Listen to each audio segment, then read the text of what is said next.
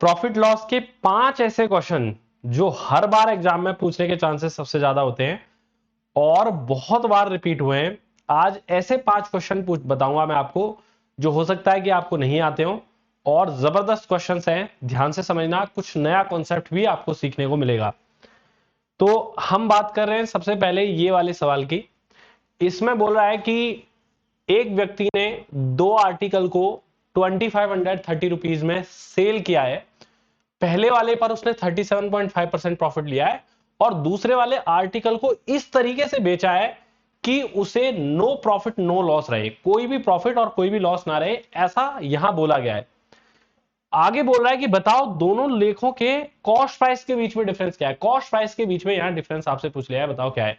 सबसे पहले आपको इसे लिखने का तरीका सीखना है कि कैसे लिखना है सवाल को। तो आपने लिखा आर्टिकल 1, यहां लिखोगे आप आर्टिकल 1। आपने लिखा आर्टिकल 1, एक मिनट सवाल उधर चला गया। सबसे पहले लिखा आपने आर्टिकल 1, इसको कितने परसेंट प्रॉफिट पे बेचा, तो आपको कह रहा है कि 37.5% प्रॉफिट पे बेचा।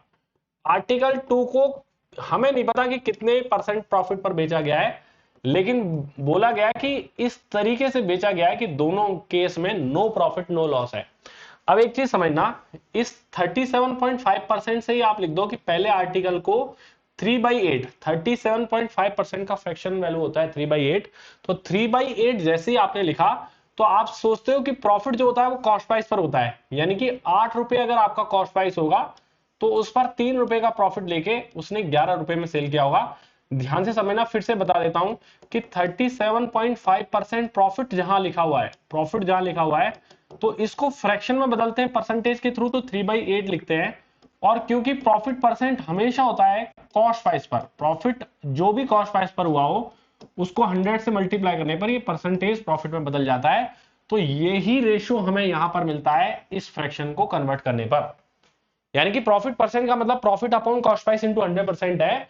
तो 37.5% को जब आपने फ्रैक्शन में बदला तो ऊपर वाली वैल्यू ये 3 जो है वो प्रॉफिट है और कॉस्ट प्राइस जो है वो 8 है, ऐसा आप समझ पाओगे। तो हमने यही सोचा कि यहां पर 8 कॉस्ट प्राइस है तो 3 का प्रॉफिट लग के कितने में सेल किया, 11 रुपए में, ये हमको पता चल गया। सवाल में एक और बात विशेष रूप से ध्यान देने वाली है कि यहां व्यक्ति ने दोनों आर्टिकल को सेम प्राइस पर, प्रत्येक को सेम प्राइस में बेचा है। ये ईच शब्द जो है ना, ये लोग बात पढ़ते ही नहीं है, इसलिए सवाल नहीं ध्यान दे पाते हो आप या कर पाते हो, क्योंकि आपने सवाल को ढंग से समझा ही नहीं होता। अब सवाल को समझना कि यहां दोनों का सेलिंग प्राइस सेम है, यानी कि पहले वाले को कि अगर 11 में बेचा है तो दूसरे वाले को भी 11 में बेचा होगा, ये हम यहां से कह सकते हैं।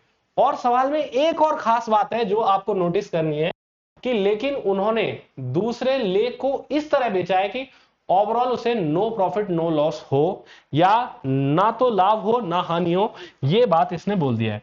अब मुझे यह बताओ कि अगर पहले वाले आर्टिकल को 8 यूनिट में खरीद के 11 में बेचा या 8 रुपए में खरीद के 11 में बेचा तो क्या 3 रुपए का प्रॉफिट यहां मिल गया?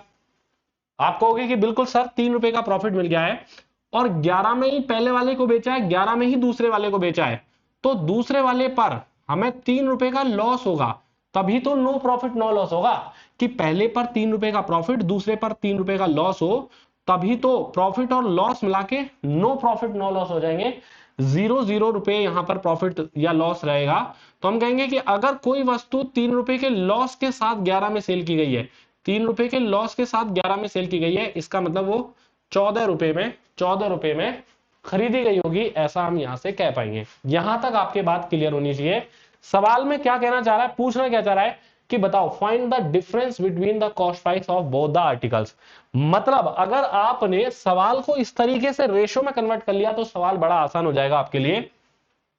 कैसे हो जाएगा कि यहां जो 11 यूनिट की वैल्यू है, दोनों को बराबर मात्रा में बेचा है या बराबर रुपए में बेचा है, तो 11 यूनिट की वैल्यू क्वेश्चन के हिसाब से दे रखी है 2530, यानी कि सेलिंग प्राइस जो कि दोनों का सेम है 11 यूनिट, इसकी वैल्यू क्वेश्चन में दी हुई है 2530 रुपीज। तो हम एक यूनिट की वैल्यू निकालेंगे, तो एक यूनिट की वैल्यू निकालने के लिए हमें 2530 को डिवाइड करना है 11 से। और आपसे क्या पूछा गया है कि दोनों के कॉस्ट प्राइस के बीच में डिफरेंस क्या है, find the difference between cost price of two articles. तो यहां इन दोनों के बीच में जो डिफरेंस है कॉस्ट प्राइस के बीच में 8 यूनिट और 14 यूनिट के बीच में 6 यूनिट का डिफरेंस है, तो कॉस्ट प्राइस का जो डिफरेंस है वो है हमारे पास 6 यूनिट का।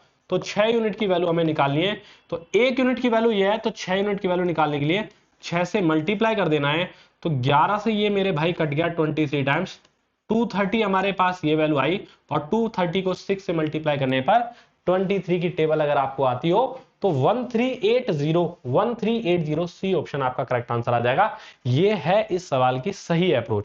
ऐसे ही मैं आपको 5 सवाल बताने वाला हूं, एक एक सवाल को आप ध्यान से समझना। ये सवाल मैंने इस वीडियो में बता दिया है, अगली वीडियो में मैं अगला सवाल आपके सामने लेके आ जाऊंगा, ताकि आप पर्टिकुलर सवाल को सॉल्व कर सको, देख सको और बाद में सर्च कर सको। Thank you.